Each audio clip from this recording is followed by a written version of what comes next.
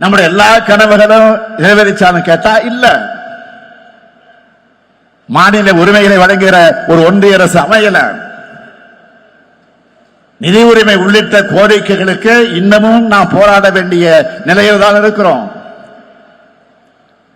இப்படிப்பட்ட ஏராளமான நெருக்கடிகளுக்கு இடையில தான் தமிழ்நாட்டை எல்லா விதத்திலையும் முன்னேற்ற ஒற்றை இலக்கோடு திராவிட முன்னேற்ற கழக அரசு செயல்பட்டு வருது.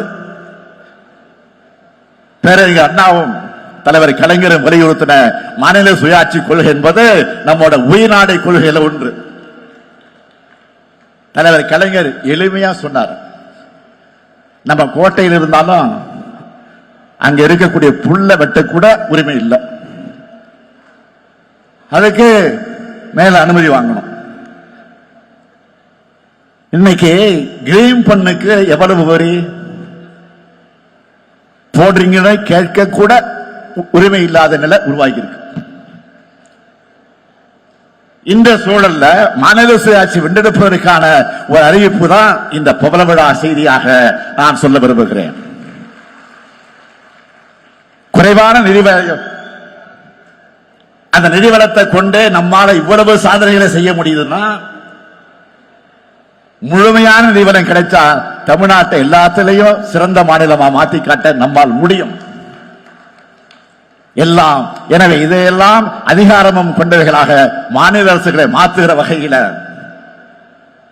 அரசியலமைப்பு சட்டத்தில் திருத்தம் கொண்டு வர முயற்சிக்கும் சட்ட முன்னெடுப்புகளை திராவிட முன்னேற்ற கழகம் நிச்சயமாக உறுதியாக செய்யும்.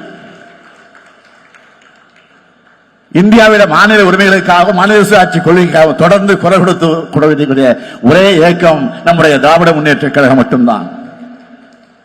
ஏன்னா எப்பவும் நாம தான் மக்களோட மக்களா இருக்கோம், மக்களுக்கு உண்மையாக இருக்கிறோம். அதனால மக்கள் எப்பவும் நம்மோடு இருக்காங்க.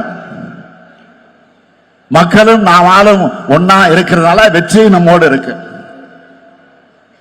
நின்ற தேர்தலில் எல்லாம் வென்ற தலைவர் நம்முடைய தலைவர் கலைஞர் அவர்கள். உங்களால நான் தலைமை பொறுப்பில் உட்கார வைக்கப்பட்டு எதிர்கொண்ட எல்லா தேர்தல்களிலும் நாம் வெற்றி பெற்றிருக்கிறோம். நான் என்றால் தனிப்பட்ட ஸ்டாலின் அல்ல,